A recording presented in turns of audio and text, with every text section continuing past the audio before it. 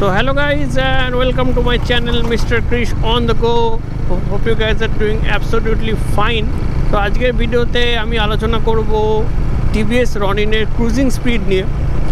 সেই প্রশ্নটা অনেকের মনেই থাকে যে টিভিএস রনিন একটা 225 সিসির বাইক এবং এই বাইকের পাওয়ার 20 বিএইচপি এবং টর্ক অলমোস্ট 20 ন্যানোমিটার, আর এটা একটা পারফেক্ট স্কোয়ার ইঞ্জিন। তোমরা যদি এই বাইক কনসিডার করো আর এই বাইক নিয়ে যদি লং ট্যুর করা হয় তাহলে ক্রুজিং স্পিডের কত হবে, অর্থাৎ কোন স্পিডে আমরা কমফোর্টেবলি বাইকটা নিয়ে ক্রুজ করতে পারবো।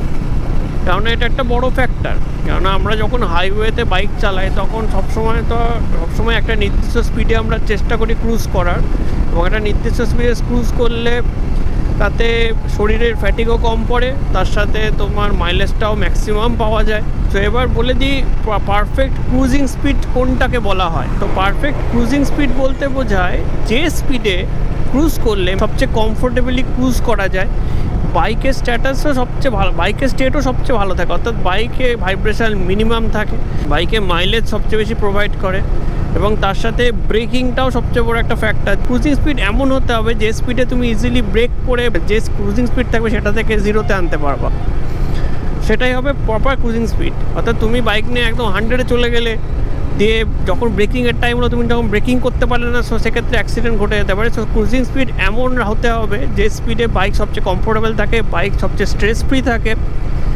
এবং বাইকের ব্রেকিংটাও সবচেয়ে ভালোভাবে কাজ করে। তো চলো এবার আলোচনা করা যায় ক্রুজিং স্পিড নিয়ে। সো টিভিএস রনিনের একটা যে ক্যারেক্টারটা যেটা আমি বুঝতে পারছি সেটা হলো যে টিল 4000 RPM 60 স্পিড বাইক হলো জিরো ভাইব্রেশন, বাইকে জিরো ভাইব্রেশন, প্রচণ্ড কমফোর্টেবল এবং ব্রেকিং সবচেয়ে ভালো কাজ করে। বাট তাই বলে 60 ক্রুজিং স্পিড নয়, আমি তোমাদের এটা আলোচনা করলাম যে 60 পর্যন্ত বাইকে কোনো রকম কিচ্ছু ভাইব্রেশন নেই, না আছে হ্যান্ডেলে, না আছে ফুট প্যাকে, না আছে সিটে, নো হেয়ার ভাইব্রেশন। এবার যখন আমি 4000 RPM পেরিয়ে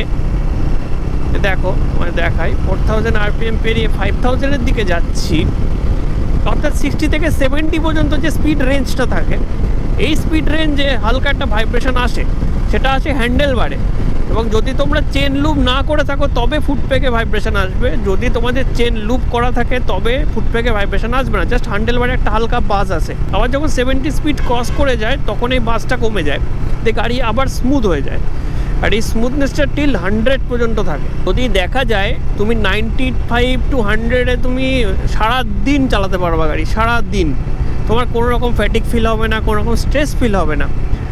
বাট 95 to 100-এর মধ্যে যে সমস্যাটা হয় সেটা হলো যে মাইলেজ অনেকটাই ড্রপ করে। এটা আমি এক্সপিরিয়েন্স থেকে বলছি, আমার গাড়ি মোটামুটি 2281 কিলোমিটার চলে গেছে, 2281 কিলোমিটার। তো আমি এক্সপিরিয়েন্স থেকে বলছি মাইলেজ অনেকটাই ড্রপ করে। সো আমার মনে হয়েছে টিভিএস রনিনে প্রপার ক্রুজিং স্পিড হলো 70 to 90-র মধ্যে। 70 to 90-র মধ্যে বাইক সবচেয়ে ভালো বিহেভ করে, বাইকে কোনো রকম ভাইব্রেশন থাকে না, বাইকের ব্রেকিংও স্পট অন কাজ করে। তুমি যদি দেখো, আমি যদি গাড়িটাকে এখন ইজি অ্যাক্সেলারেট করি অ্যাবাভ 70, হ্যাঁ, তারপরে যে ব্রেক মারি, দেখো ব্রেক কীরকম স্পট অন কাজ করছে, ব্রেকিং নিয়ে কোনো ইস্যু নেই, ব্রেক খুবই ভালো। হ্যাঁ, তবে একটা আমি রিভিউতে বলেছিলাম যে টিভিএস টায়ারের জন্য একটু আমার মনে হয় ব্রেকিংটা একটুখানি স্লো কাজ করে। টায়ার পাল্টে যদি তোমরা কোনো বেটার টায়ার লাগাও তাহলে অবশ্যই ব্রেকিং অনেক বেটার হবে, কারণ টায়ারের সাথে ব্রেকিংয়ের একটা বিরাট বড় সম্পর্ক আছে। সো আমার মনে হয় 70 to 90 এমন একটা ক্রুজিং স্পিড যে স্পিডে তোমরা সবচেয়ে কমফোর্টেবলি ফ্যাটিক ফ্রি রাইড করতে পারবা। 75 ক্রস করলে বাইকে একটা অদ্ভুত টাইপের পাঞ্চ আসে, আমি এটা খেয়াল করে দেখেছি। 75 ক্রস করলে হঠাৎ বাইকে যেন একটা এক্সট্রা পাঞ্চ ফিল পাওয়া যায়, যেটা বেশ ভালো লাগে। যেখান থেকে 70-70-র পর থেকে 80-90 পর্যন্ত খুব কুইক অ্যাক্সেলারেট করে বাইকটা। আর যেহেতু স্কোয়ার ইঞ্জিন, কোথাও মনে হবে না যে বাইকে পাওয়ারের কমতি আছে, কোথাও মনে হবে না যে পাওয়ার ল্যাক করছে, কোথাও মনে হবে না যে ইঞ্জিনের স্ট্রেস পড়ছে, এরকম মনেই হবে না। 100 পর্যন্ত, 120 পর্যন্ত মনে হয় না, ইজিলি টানা যায়।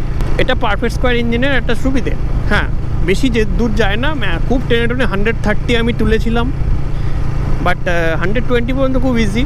হ্যাঁ, মোটামুটি 110 পর্যন্ত খুব ভালো যায়, তারপরে আস্তে আস্তে একটু স্লোলি পাওয়ার বিল্ড আপ হয়, বাট কোনো রকম পাওয়ার ল্যাগ দেখা যায় না, ঠিকঠাক, মানে একদম ইজিলি পাওয়ার বিল্ড আপ হয়, একটু স্লো বাট ইজি। মানে যে ফাস্ট যতটা ফাস্ট তুমি 0 to 100 করতে পারবা অতটা ফাস্ট 100 to 120 করতে পারবে না, বাট পাওয়ার ল্যাগ সেরকম বেশি নেই। এই স্পিডগুলোতে মোটামুটি আমি কত মাইলেজ পেয়েছি, আমি এর আগের দিন কন্টিনিউয়াস আমি অনেকটা রাস্তা 90-95 আমি ক্রুজ করছিলাম, তো আমার মোটামুটি যা মাইলেজ ড্রপ হয়েছে মোটামুটি 40-এর ঘরে মাইলেজ পেয়েছি আমি। যদি আমি 60 to 80-র মধ্যে ক্রুজ করি নর্মালি চালাই বাইক, তাহলে আমার মাইলেজ অলমোস্ট 45-এর বেশিও পেয়ে যায় কখনো কখনো, মানে পাচ্ছি এখনও অবধি যা বুঝতে পারছি। আমি প্রপার মাইলেজ টেস্ট করিনি, বাট যেভাবে তেল ভরার পর যেভাবে এই বারগুলো কমা বাড়া করে এইটার উপর বেস করে আমি একটা বেসিক হিসাব দিচ্ছি। আর এবং গাড়িতে যে ডিটি আছে ডিস্টেন্স টু এমটি, ওটা থেকে আমি মোটামুটি একটা আন্দাজ করে একটা বেসিক হিসাব তোমাদের দিলাম। সো মাইলেজ ড্রপ করে মানে যে মাইলেজ ড্রপ করে 20-22 হয়ে যাবে সেরকম কিছু নয়। মাইলেজ ড্রপ করে 38 to 40-র মধ্যে ড্রপ করে, আমি যেটুকু বুঝেছি। অ্যাবাভ 80-90 চালালে গাড়ির মাইলেজ ড্রপ করবেই, কেননা ইঞ্জিনকে অনেক বেশি স্ট্রেস নিতে হয়, তার সাথে ফুয়েল ইঞ্জেকশন স্বাভাবিকভাবেই ফুয়েল ইঞ্জেক্টেড গাড়ি বেশি পরিমাণ অয়েল ফুয়েলের মিক্সচার তো হবেই গাড়িকে পাওয়ার দিতে গেলে। সো এটা খুব স্বাভাবিক জিনিস। এই গাড়ির বেস্ট ক্রুজিং স্পিড কোনটা? 70 to 90-র মধ্যে। 70 to 90-র মধ্যে ক্রুজ করে তোমরা সবচেয়ে বেশি মজা পাবে। আর যদি বিলো 60 ক্রুজ করতে যাও তাহলেও খুব ভালো। যদি কেউ মনে করে আমি 50 to 60-র মধ্যে এই বাইক স্মুথলি চালাবো, আমার বেশি তাড়াহুড়ো নেই, তাদের ক্ষেত্রে তো একদম সোনায় সোহাগা। এত স্মুথ যে কি বলবো, আমি এত গাড়ি চালিয়েছি, এত স্মুথ আমি কোনো গাড়ি পাইনি। এই গাড়ি যা মোটামুটি 40 to 60-র মধ্যে বিভৎস স্মুথ গাড়ি। এই যে 54-এ চালাচ্ছে আর 0 ভাইব্রেশন। এবার আস্তে আস্তে স্পিড বিল্ড আপ করি, মোটামুটি এই 60-র পর থেকে একটু ভাইব্রেশন আসে। এই 69-70, হ্যাঁ এবার আস্তে আস্তে ভাইব্রেশনটা আবার কেটে যায়। এই আবার 70 থেকে আমি একটুখানি 80-র পর আর কোনো রকম ভাইব্রেশনই নেই বলতে গেলে। 83-তে এই স্পিডে দিনভর বাইক ক্রুজ করা যায়, কিন্তু মাইলেজটা একটু ড্রপ করে আর কিছু। 90 অ্যাবাভ 90 একটু মাইলেজ ড্রপ করে। 95-এ আমি সেদিনকে সারাক্ষণ এইভাবে ক্রুজ করে গেছি, আমার কোনো রকম সমস্যা হয়নি, কোনো রকম ভাইব্রেশন নেই, কিচ্ছু নেই, এত স্মুথ গাড়ি। হ্যাঁ একটু শুধু মাইলেজটাই ড্রপ করে আর বাকি কোনো সমস্যা নেই। এই স্পিডে সারাদিন ক্রুজ করা যাবে। বাইক যথেষ্ট স্টেবল। এই 95-100 স্পিডে বাইক ভীষণই স্টেবল। বাইকে কোনো রকম স্টেবিলিটি ইস্যু নেই, বাইকের ব্রেকিংও ঠিকঠাক হয়, বাইকের মাইলেজটা জাস্ট একটু ড্রপ করে। সো আমি বলবো রেকমেন্ডেড। এবং আমার পার্সোনালি মনে হয়েছে যে পারফেক্ট ক্রুজিং স্পিড যদি টিভিএস রনিনের দেখা যায় তো 70 to 90-র মধ্যে।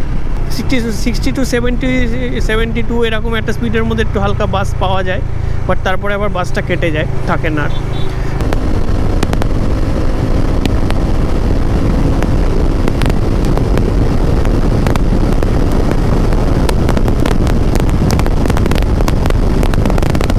সো এই ছিল মোটামুটি রনিনের ক্রুজিং স্পিডের একটা ধারণা, আমার পার্সোনালি মনে হয়েছে। এবার তোমরা সকলে, আমি চাইবো যারা যারা এই ভিডিওটা দেখছো প্রত্যেকে কমেন্ট করে জানাও তোমাদের কাছে কী কী বাইক আছে এবং তাতে ক্রুজিং স্পিড তোমরা মোটামুটি কত পাও এবং কোনটা তোমাদের বেস্ট ক্রুজিং স্পিড মনে হয়।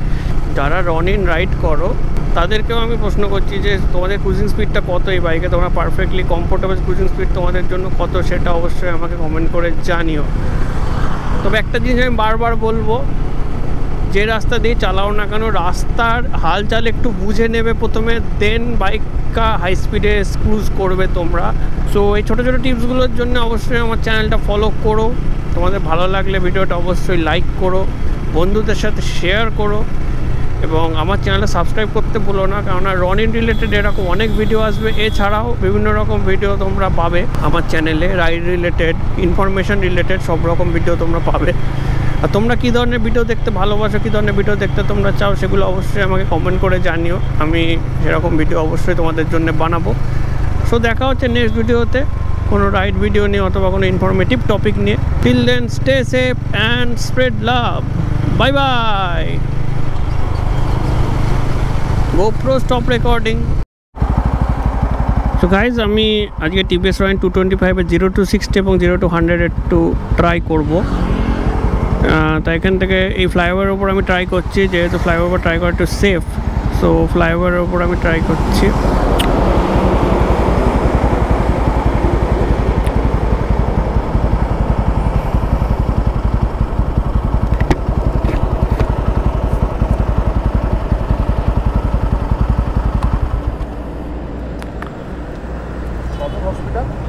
সদর হসপিটাল আপনার এই রাস্তা দিয়ে সোজা চলে যাবেন, পিডব্লিউডি মোড় পড়বে, পিডব্লিউডি মোড় দিয়ে ঢুকে যাবেন।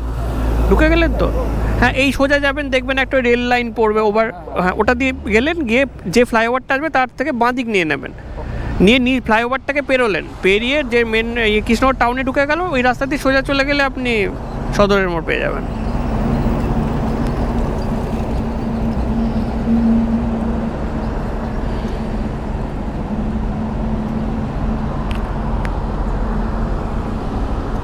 GoPro stop recording.